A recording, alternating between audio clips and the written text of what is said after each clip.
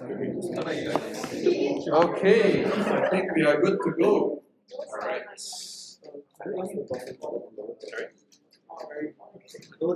Alright, okay, so because we are simultaneously doing this live and on WebEx, and we are recording this for our home audience, just like to ask everyone to please keep the noise levels down. I wanted to use our noise cancellation thing, but it didn't quite work. So you want me to co-host? Okay. Alright, thank you everybody. Okay. Okay, so welcome to our Swift Student Challenge 2022 Fireside Chat. We have with us a few folks over here. I guess the first thing I want to talk about is that we are... Okay, how do I control the slide from here? My arms are not that long. Okay, alright. Okay, so welcome. So the first thing I just want to talk about is what is going on. Some of you might be hearing us talk about the WWDC Swift Student Challenge and things like that. Okay, online folks, if you let us know if you can't hear us. I think Ray Young is doing has a sound check going on. Okay. So my name is YJ. Yeah, you know me. Okay, so one of the things that we encourage students to do in this program is we encourage you to take part in the Swift Student Challenge. Right, the Swift Student Challenge is an annual competition, right, organized by Apple, and it's part of the Worldwide Developers Conference, which is going on this week, and it's not even over yet. And I think sometime earlier this year, we had a few folks from the class take part in the challenge. And you submitted some stuff, and we are very lucky to have 4 winners join us today. So we have from 2018, Carl, 2019, Karandeep, 2021, James, and your own batchmate, 2022, Shao-Qi is right here. Okay, so I'll introduce them very shortly, right? And I just wanted to show this little graph on the screen that Jajan has done up, right? These are the number of Swift Student Challenge winners from Singapore over the last few years. So next year we predict that we should have 8 winners. I'm not sure how that's possible. By 2029, I think we have 512 winners, right? So I have high expectations for everyone here. Okay? Alright, next slide please. Okay. So a quick note that this session will be recorded and we will do some editing and we will post it somewhere afterwards. Okay? Alright, sorry. We expect to get about 22 views for this. Okay? Alright, so next slide please. Alright, so just a few quick notes, right? Jajan's hand is trying to reach for the next slide. I guess just a few quick notes for the audience in the room, right? Just be nice, we will have a bit of Q&A for our guests over here, right? Please be nice, please ask good questions. There are interesting things you can learn from them, okay? But you know what? Don't be afraid either, right? Don't be afraid to ask questions. If you want to ask a question, if you're physically here, raise your hand and we'll pass you a microphone and you can ask. Okay? If you're online, you can ask on the WebEx chat. Let's stick to the WebEx chat. I don't think there's anyone in the class currently on Discord. If anyone finds any of our classmates still stuck in the Discord, please let them know to join us over here. Right? I think I posted it in like 3 different places. Okay. Anyone okay? Everyone okay? Any questions? Right, I don't actually have access to the questions on this computer, but it's okay. I'll figure it out. Alright, so next slide, please. Okay, so once again, I'd like to introduce our esteemed guests. Alright, so first of all, we have Carl. Right, Carl, please raise your hand. That's Carl. Hi. All right, great.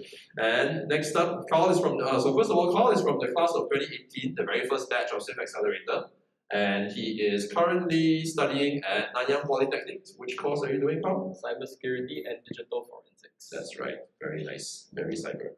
Okay, so Carl used to be from SST, and he took part. This is the first time taking part in the Swift Student Challenge. Is that right? Yeah. All right, excellent. Okay, and he's managed to win. And all of these guys will tell us a bit more about the apps over the next few slides. Okay. Next up, we have Karandeep. Right. Karandeep is over here, and on screen is the one on the right. Wait, no, it's the one on the left. Yeah, it's the one on the left. Okay. I need Jiajan's app to tell me left from right. Okay. Karandeep is currently studying at Singapore Polytechnic. What are you studying? Because I never remember people's courses. Information technology. All right, information technology at Singapore Polytechnic. He used to be from, when he was in this class, he was from Ngee Ann Secondary School, and he can tell you more about himself afterwards. Next up, we have James Chen, right? Because we had 2 James, and we have a James in the class this year. right, from the class of 2021. James is at St. Joseph's Institution. And anything you'd like to share? I'm very institutionalized. Yes, he's very institutionalized. Great. All right, and finally we have Shao-Qi. Shao-Qi is joining us, and he's very confused because we quite literally just grabbed him from his seat somewhere over there and plonked him on stage. And Shao-Qi is from Kranji Secondary School. All right, cool. All right, I'll let you tell you more about yourselves. Okay, before we start, all right, one of the key things is we do have an iPad on the table, right, where we have installed the apps that each of our friends here have made. Okay, so what is the Swift Student Challenge, right? Every year, sometime around March, if I'm not wrong, right, Apple will announce that a theme for a year, and to invite students from all over the world to submit something, and the prize varies from year to year, right?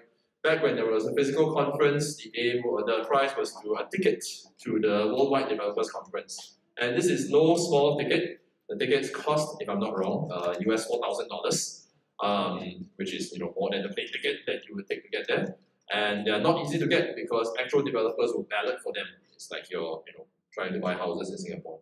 Okay, so when they go there, they have a great experience of meeting Apple management and touring the place, and none of these folks get to do it, so I shouldn't talk too much about that. Okay, but no worries. You did meet James last week. James actually did manage to go through this process. If you're interested, we can ask him back and talk about this some more. Okay, so this year's theme was to create an app using SwiftUI, right, on Swift Playgrounds, right, which is a new feature. And each of them made a very interesting app. And if you're interested in taking part in this competition on your own, you might want to hear more about what they did and why they chose what they did and things like that. So what we're going to do today is I'm going to quickly introduce each of the apps. And if you are joining us from here, you can actually turn on the iPad and look for the app and try it out. And what we will get our friends here to do is to demo using the iPad what's actually going to show up. Right, so first let's start with our oldest. Wait, are you actually the oldest one here? I think so, yeah. Alright, so Carl is our oldest winner among this group, right? And he is going to tell us a bit more about his app called Wholesome. Okay, so let's take it away, Carl. Right, Carl, come over and grab your iPad. Very cool. Okay, where's the iPad? This one? Yeah, not that. Okay, give me a second. Are you able to see it?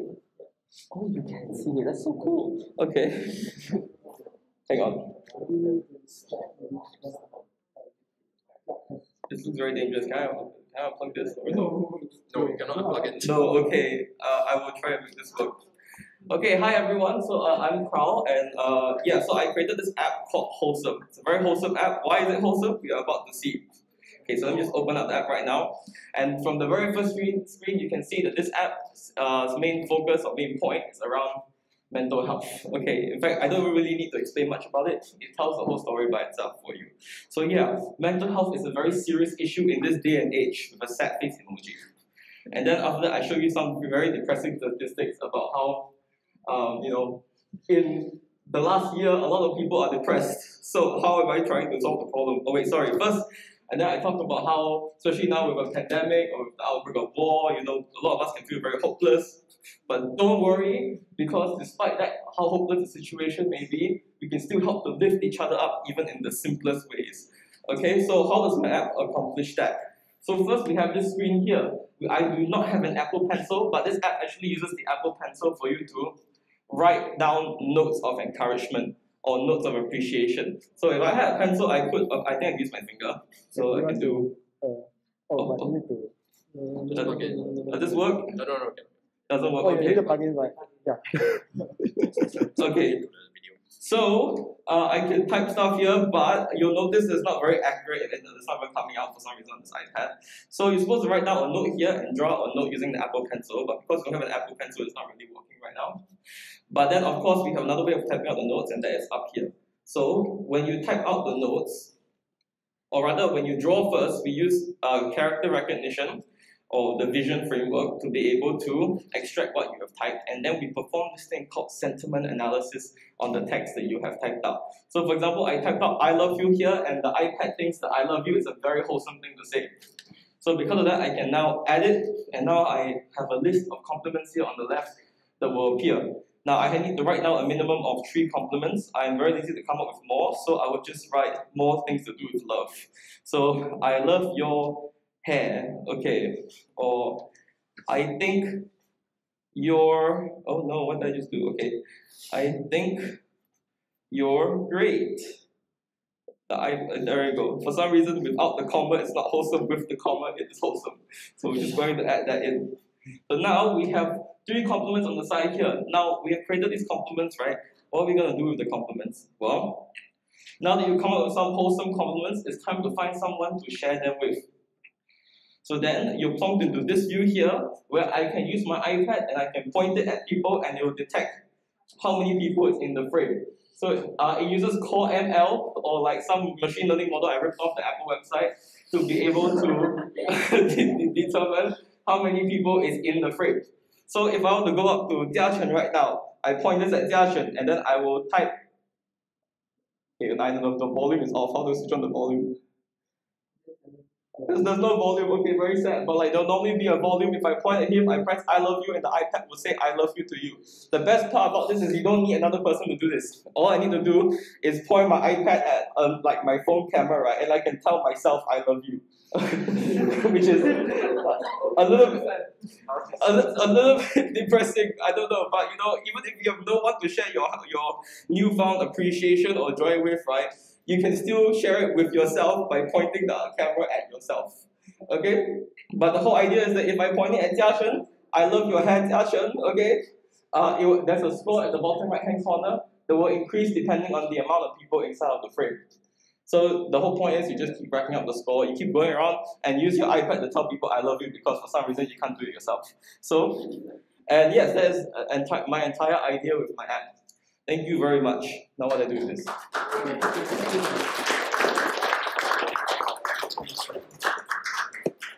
Okay, thank you, Carl.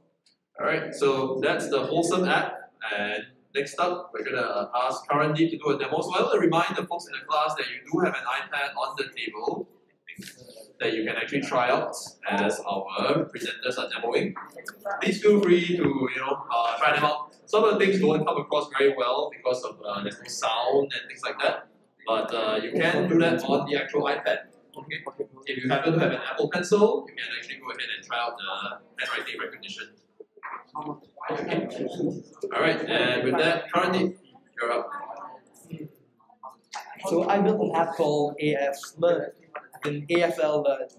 Right, here it is. So basically, the issue I'm trying to solve is that it's difficult to communicate with people who have hearing issues. So how do you communicate with someone who doesn't have hearing issues? Use American Sign Language, or in Singapore you use Singapore Sign Language, but I could not find a data set for that, so using American. So I found in stats online, by 2050, 2.5 billion will suffer some form of hearing loss. So that's an issue. How do you communicate with these 2.5 billion people? You do sign language. So that's what my app does. So it works in landscape mode, but ideally in portrait as well, right? So it supports left hand and right hand, of course. Just configure this, right? So my app uses machine learning, and it recognizes your hand gestures. That requires your background to be quite empty to make the machine learning model's job easier, so you have more accuracy. So just tell the user how to use it easily. And yeah. So what we're going to do here is we're going to say the words "Hello World." So "Hello World" is the first thing you say in a new programming language, and I figured let's apply it on ASL as well. So here we go. Permissions. All right. So that's the letter H in American Sign Language. Looks like this, but it actually moves around it. Let's try this out. I'm going to try to imitate this with my hand. And that worked, perfect. So this is the vision framework. And okay, so there's 2 steps of it actually. It takes the image and it first feeds it to a different machine learning model called DeepLab, and that removes the background from the image. After removing the background, we pass it to vision, and vision tries to guess what gesture this is. So we've got HELLOWORLD in here. All right, continue. Now we're doing E, the second letter. All right, so that didn't work perfectly because a lot of conditions can throw it off, like lighting, and it's like you can just skip this for now. For L, that should work. Alright. So you can skip if it doesn't work multiple times. So hello world is 2 L, so we think L again. And well, some letters are more accurate than others, of course. The thing of machine learning is it's a bit finicky. So sometimes it works and other times it doesn't. Let's try this. If this doesn't work, I will be displeased. Well, okay, but you get the idea. It's basically teaching you machine learning. Sorry, teaching you sign language, and it just confirms whether your gestures are accurate or not. Let's try one more letter, just because. That's unfortunate. So, ideally, you should use a plain white background, which we don't quite have here, but we can get a rough approximation of it. Okay, that worked. So, as you can see, machine learning is a bit finicky, and this app isn't perfect because, we had a deadline for the Swift challenge, but I'm hoping to improve this further and launch it on the App Store. So be on the lookout for that. Thank you. I hope you learned something today. Awesome. Thanks, Paradeep. So, next up, I think we have James. James is actually going to be telling us about this little app that he's made. So let's move on to the next one. Okay, so there we go. Right, it's called Radical Alchemist, which sounds like an anime. Right? So let's go. Right, so I'm not sure how many of you are familiar with Chinese radicals. So Chinese radicals, if you see Chinese characters, those little parts, those are called radicals. So in Radical Alchemist, this was inspired by Little Alchemy. I think some of you may know the game, that short, small web game where you put different elements together. And similarly, you can put radicals together. So before actually getting into the game itself, there's some introduction. For example, what radicals are, where they come from. So CJKB languages, Chinese, Japanese, Korean, and to some extent Vietnamese. They have these characters that look similar to Chinese characters. So Chinese radicals, yeah. So how different parts come together to form actual characters. Right, so you can put different radicals together, for example, and you can create newer characters. You can also go through a truncated list of radicals and characters, 4,300 of them. And you can even see the meanings and what they are, and the different components and what they mean. For example, certain components of a character may be for the pronunciation, or some may be for the meaning. And even the radicals themselves.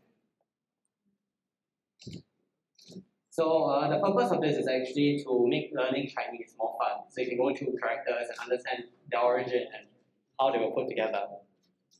So this builds on the data set called Make Me a Hunter, which provides not just character meanings, but also character decomposition, so what they're made of, and stroke paths, so you can actually make animated characters. I used that for another app, but I didn't have enough time to implement it here. And that sums it up. There's infinite possibilities since this is just making whatever you want. Right, thank you.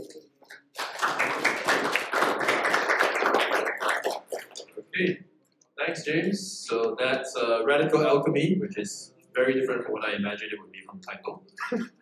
Okay, let's move on to the final app, who is by our very own class of 2022. And we have Shaoqi to tell us about this app. Let's move on to the next slide over here. Okay.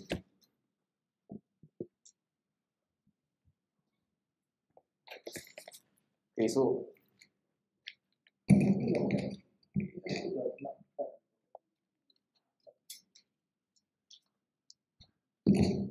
yeah, so my app is Cyclability. I hope you can tell it's an app for recycling. So the rationale behind this is 40% of what is being placed in recycle bins in Singapore is not recyclable, according to something I read. So This app aims to be your recycling companion so that you will be able to know what to recycle and what not to recycle when you try to recycle your waste. So yeah, so what you're seeing here is a tab view. So there's 3 different tabs. So when you get your waste, right, and you want to know which bin to put it inside and whether it's recyclable, you can look at these 4 different categories. So we have paper, we have glass, we have metal, we have plastic. So what you do is, if your item is paper, obviously we'll click on paper and look at what's actually recyclable in specific detail. So let's see you have a tissue paper, obviously isn't recyclable, so you can see over here. Yeah, you know that you shouldn't put this in the recycle bins, as you can see here. So this is also a tab, this is also a list view showing the different types of recycle bins in Singapore. So we have the recycle bin, which I know everyone is familiar with. This bottle bin thing, which is where you throw your plastic bottles and cans. We have an e-waste bin and a general waste bin. So what we have over here is also a fun fact section. So basically this gives you different types of fun facts about recycling in Singapore. So what we have here over here now is that the waste generated in, okay, now it's gone already, but yeah. So recycling 1000 kg of paper can save 17 trees, which is pretty interesting, I hope. Yeah. So this basically sums it up. So we also have a search section which doesn't work for now because I have a skill issue. But yeah. So some things that I want to do in the future is implement a scanner function which will scan whether the waste is recyclable, which will make it easier for detecting whether it's recyclable. Yeah. So this pretty much sums it up. This is a recycling companion for people using a Swift app. Yeah.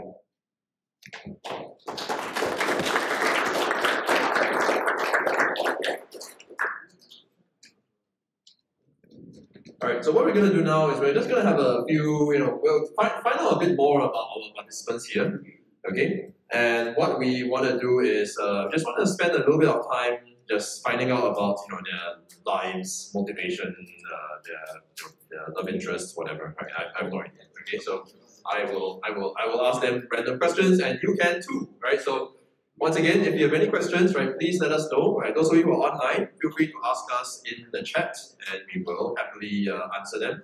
I mean, I'm not sure if they'll be happily or answer them, but we'll find out. Okay, so any questions, right, please send to the WebEx chat. And if you're here, you can just raise your hand and we will get back to you. Okay? Alright, so just once again, I'd like to just introduce yourselves a little bit. Right? So I said what school you're from, I said to some extent, those that you're in poly, I told them what course they know what course you're studying in. Maybe you can just tell me, what, like, how old are you, what age are you right now? I can't tell you, all of you look very young. So, James?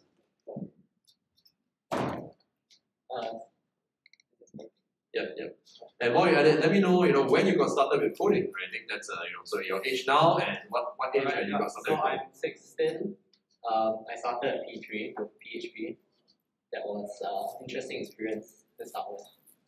That's about it. Well, I'm 18, or 17 actually, but I started when I was 14. So it's been around 3 years now.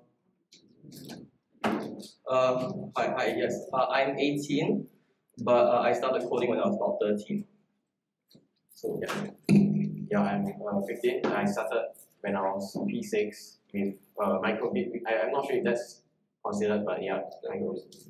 Okay, sounds good. So yeah, they all started younger than me, so that's good. All right. So so at this point, I won't ask the same question of every single one of you. I'll just kind of direct it to random people, right? So feel free to chime in anytime you like. If anything you want to ask, right? And once again, floor, please feel free to raise your hand if you have any questions. Okay, so am I right that is this the first time you're all taking part in this?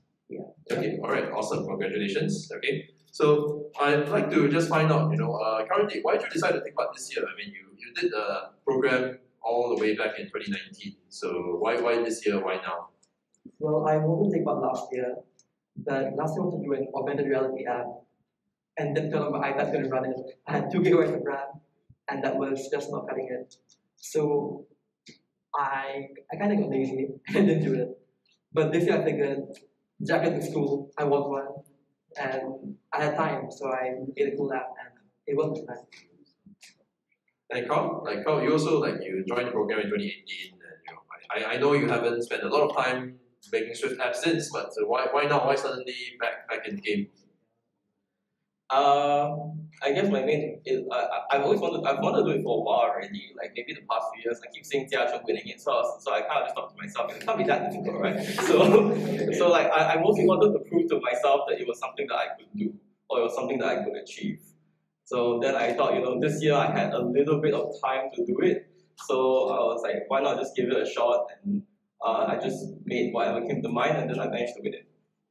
Alright, and okay, then conversely for Shopsy, for example, right? So you just started on your Swift coding journey, but you've done coding all along, in that program all along. So what's it like being the first time doing it? Did you have a lot of Swift experience coming into this? Did you read all my notes before class? I basically had like no experience other than the lessons, but I just decided to join because why not? Because I had 2 days to do it, but yeah, because I had the time, so why not just try it? But yeah, as you can see, the app isn't that advanced. It's just a bunch of tabs and these views. But yeah, I just decided to try because why not? And yeah, I won. So I guess that's something. Awesome. So I mean, what you said that it's not super advanced, right? I guess compared to some of these folks who like put in all the whatever kits, right? Just kits and kits, right? Just stuff as many APIs in as possible. So what do you think stood out? Like why? Because let's say someone's watching this and maybe next year, the next like Swift Accelerator next year class and thinking of joining. Like what would you say to them? Probably just do something that is meaningful, and I'm pretty sure the folks at Apple recognize it and probably choose it as a winner. Yeah, right. Awesome. So I think you guys also mentioned that you had time. So Chao-Chi said you spent 2 days on this, right? So the rest of you, James, how long do you spend on your thing on this radical? I actually practiced it 1 day. 1 day, all right. Quick survey. So currently. Well, the app itself took maybe a day or two, but the machine learning model behind it took multiple weeks, and it's still not perfect. It's still a demo. So machine learning is a very strange science. All right, awesome. Carl? Most of the app took me a day. I actually took about 3 days to do the whole app. But the reason why it took 3 days is because I spent 2 days figuring out PencilKit. I'm so sorry, I need to bring this up. Okay, PencilKit is such a pain to use. Okay, and that's the only reason why it took so long to make the app. Okay. Right. But yes, that's. Okay, so anyway, I mean, of course, we respect all opinions here, even Carl's. So, okay, so yeah, as you can see, that maybe that might be a bit intimidating to some of the folks over here, right? They're like, wow, these people 1 day, 2 days, they have made something already, right? So, but I don't think it's not that, right? I'm sure there's a lot of time that went into the thought behind it. So, how did you guys choose the topics that you wanted to do? Like James, why a Chinese app? And for background information, right? James's group actually did a Chinese app last year as well for the Swift Accelerator project. So why this? Why you chose? So since last year, since we did actually a Chinese app, it actually uses a similar data set. So when I looked through that last year, I already had kind of this thought that I wanted to play around with Chinese radicals and Chinese character construction. And I mean, Chinese is a beautiful language. Might be a bit painful to use, but a beautiful language. So there's no better way to experience the beauty of Chinese than through character construction. Awesome. Then I guess Carl, why this wholesome app? How is this important to you? Is this on? Okay, wait. Yeah, okay. Sorry. Okay, so my main goal when I first decided to take part in this student challenge was I wanted to make something cute and meaningful, while also stuffing as many Apple development kits into it as I could. So that I somehow managed to come up with this whole wholesome idea because I kept seeing around or looking at other people around. Right? It's like, now we have like a whole pandemic going on. There's people currently there's also a war going on in Ukraine and all sorts of other stuff like that. All these kind of things can be very stressful or can make us feel very hopeless. So I'm just thinking, what is one thing that personally makes me feel a bit better whenever I receive it in my life? I was like, okay, it's quite nice when people just come up to me, it's like, I like your hair today, or like, I like your dress, or I like whatever, okay. So I thought, what if I can sort of encourage the use of just these small different compliments and stuff like that? Because like, even though they may seem like a very small thing, it can actually have a much bigger impact than some people may realize. And then that's when I decided to just make this one. Alright, that's awesome. Right, so remember to tell Carl you like his hair, right? So good stuff. Any questions from the floor? I'm just curious, just wanted to. Yes, okay, we have a question. Chinese one is like actually like table of sound. Okay, so once again, could you repeat that to the mic, please? For the Chinese one, is like actually like table Alright, so I told you there's a data set I use which is called Make Me Hunt. You can search it right now if you want. So what it provides is character deconstruction. It follows some standard. I can't recall the exact standard, but it follows there's this character deconstruction property in each character. So for the app itself, I just loaded a JSON9 file. In Python first, so I changed it into a key value. So it's a little bit get to the technical, it's a key value JSON. So I can look up any character and I can get the character deconstruction.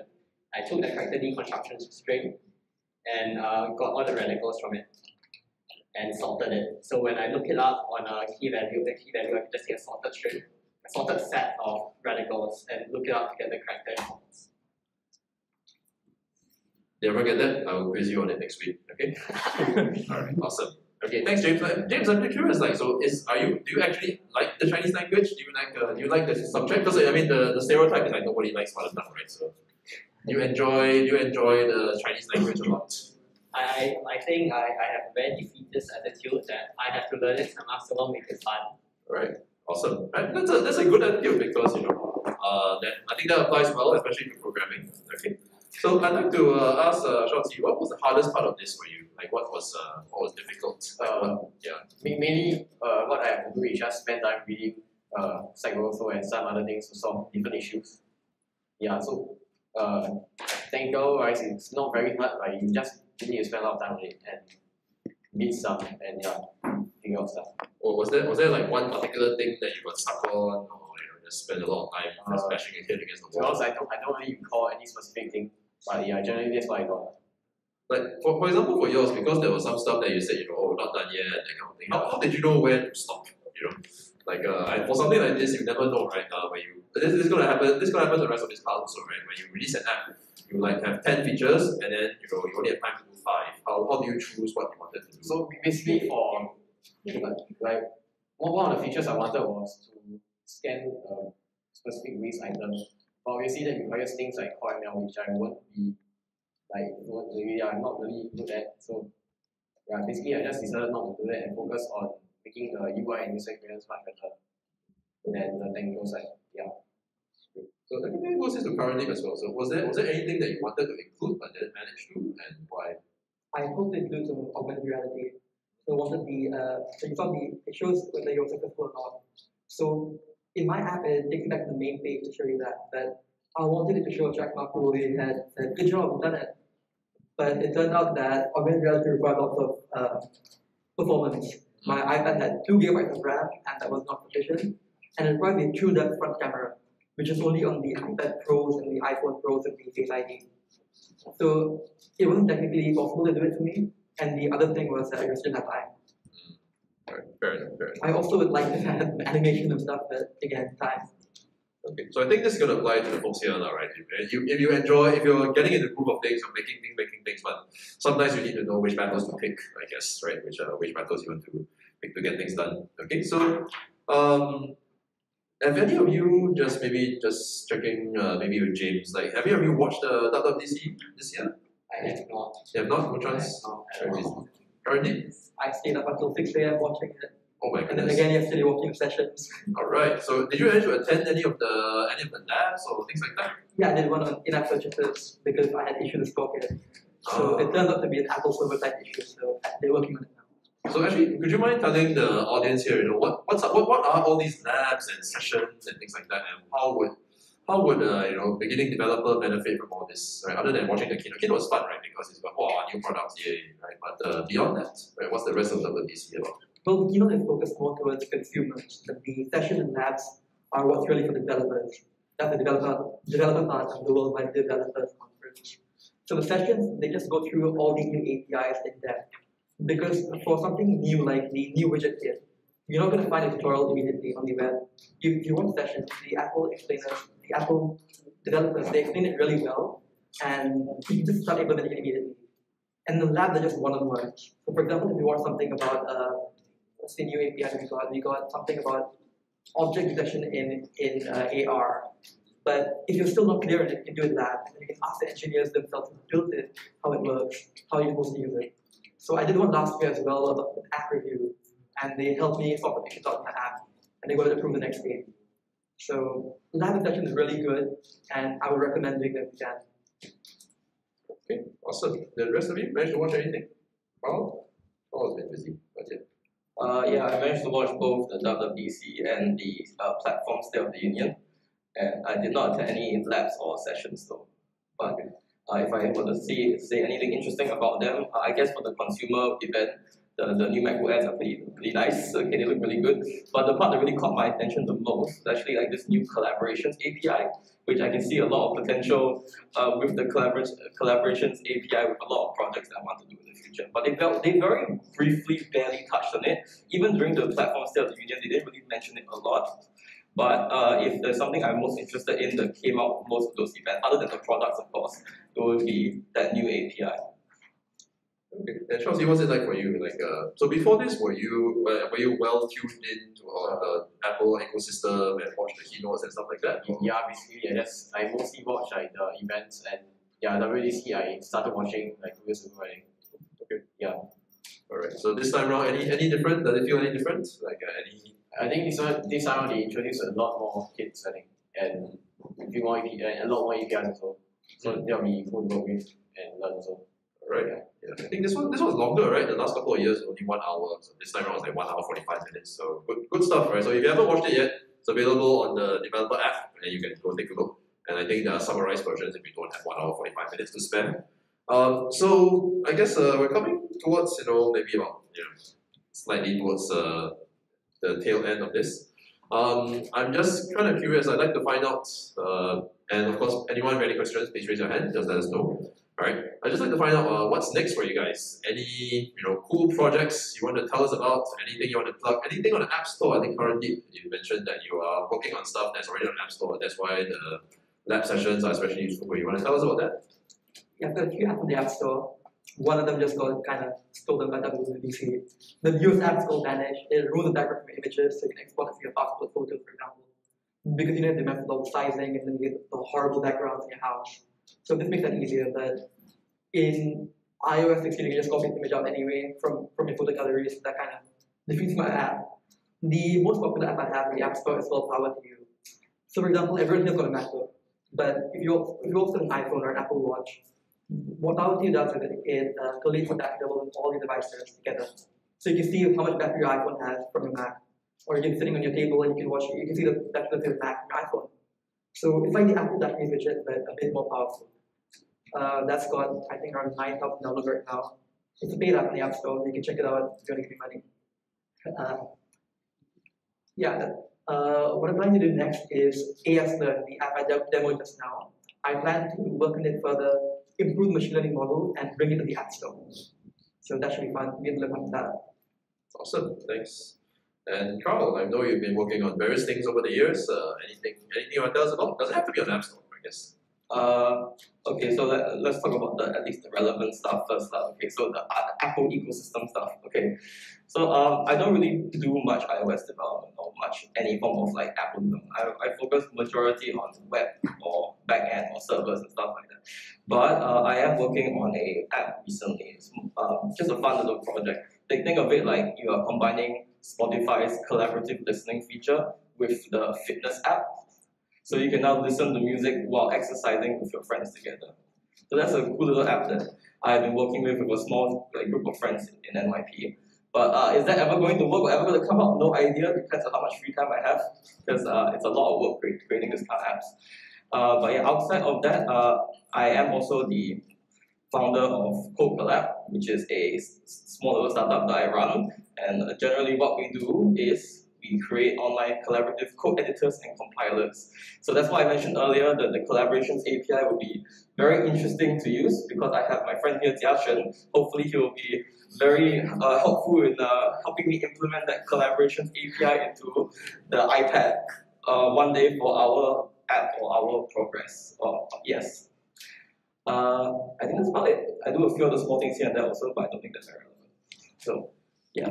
Alright, awesome. So, James, any tips for budding participants next year? How would you approach it? Let's say you were to do it all over again. How would you approach this next time I round? see a lot of people going for this competition, like being too serious. I mean, there's a Discord for WWDC scholars and all that, and they're like, write an amazing essay, use brilliant vocabulary. No. Just like have fun. I wrote my essay in school just before submission. It's just have fun. Like you can do it whenever you want. Just hopefully it's meaningful to you, and hopefully that can be seen through your app. And who cares if you win or lose? It's fun. That's all that matters. Yeah. Chelsea, what were you like? What do you think? Like, I guess for you, what would you? Are you going to apply next year? Yeah, if I learn enough stuff and I'm better at it, of course I'll try to run again. But yeah. Right. Well, what would you do? What would you do? How do you approach it next year? Like, let's say the folks in this room, right? The folks in this room, by the end of this year, you would have finished the program. Right? You would know, hopefully, right? If I do my job right, enough to publish an app, right? How would you approach this next year if you were there? Definitely, please start early because I started like 1 or 2 days before. Yeah, so that really like I guess I didn't really have enough time to figure out different stuff. That's why I just submitted a half-completed app. Yeah, but yeah, basically please start early, and if you start early, that means we have more time to figure out different stuff. Yeah. Okay. All right. Awesome. So once again, just want to open up the floor to any questions. Anybody? Okay. Anyone online? Anyone online who has any questions? Right. We have a comment from Thomas, right? From Apple. So great idea, guys. I love the fact that the apps address very specific needs, and for the ones who have weaved in machine learning, he loves how they've been introduced into the apps, right? So it feels like this is how computers should work, right? This is this is how computers will recognize your sentiment, or will recognize radicals and things like that. So that's pretty awesome, right? So I think kudos to all of you. All right. Any closing remarks for let's say for the folks in this group, right? Because you're all in or out of the Swift Accelerator Programme, right? So maybe if I can just go down the line, right? Do you have anything you want to say to this batch of Swift Accelerator? I think Chelsea, I can spare you this one, right? So it seems a bit awkward for you to give advice to these people, right? But if you want to, anything you want to say also can, right? But so let's start with James, right? Anything you want to share with the class? I think for my Swift Accelerator class, yeah. So my advice is, along well with your teammates. My team is like really good, and we got along really well. So as long as you do that, I think the whole experience will be very smooth. All right, thanks, James. I would say have fun and try to build something a bit more complicated, because in my experience, complicated apps force you to do more work, so you end up learning more as well, pick up more during the lessons.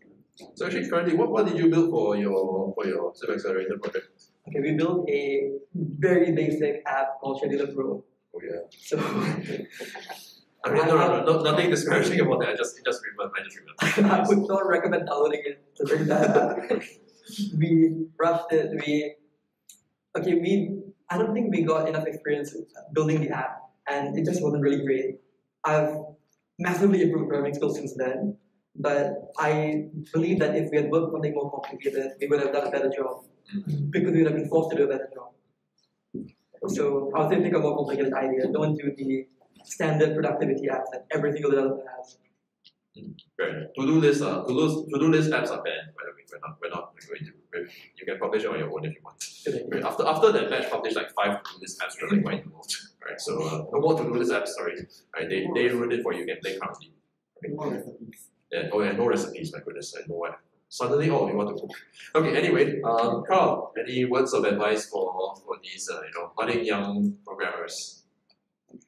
Take this opportunity to make use of the free help you have here as much as possible.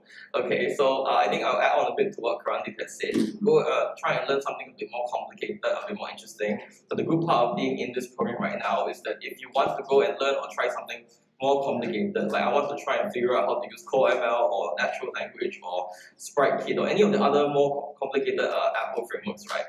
If you do that now, you have someone you can ask, or someone you can ask that one, okay? You have people that you can ask that has the relevant experience to help you. Once you're out of this course, I mean, yeah, you might still be able to message them and stuff, but they're no longer obligated to help you anymore. So like, make use of the fact that you are here right now to learn as much as you can, and of course try and make as much as you can too, because I feel one of the best ways to learn is really to try and to do. Okay, and trust me, you will not regret it, or you will end up coming out of this program getting way more than your peers if you do that. Okay, alright. Sure. Okay, no worries, I won't put you on the spot for that one. Okay, I think that's it for this little fireside chat. I would like to just take a moment to thank all our guests. So once again, James, Karandeep, Carl, and Shao-Qi, thank you so much for taking your time to be with us today. Right, I mean, this guy has to be here anyway, but still. Alright, so thank you so much. Can we get a round of applause for them, please? Okay, so from here, I think we can call it a day on the actual broadcast. We're going to, I think we're done with this particular broadcast for the folks online. Thank you so much for joining us. If you have any questions for these folks, you know where to find them on Saturdays in general, and some weekdays during the holidays. Okay, I guess the rest of this is class admin.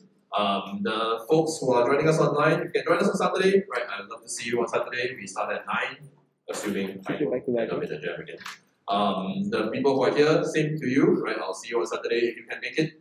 I will make the recordings of all these available as quickly as I can. Today there wasn't much to record, but we will see what we can do for the rest of the lessons. Okay? Alright, that's all we have. Thank you everyone, and I will see you soon. Bye.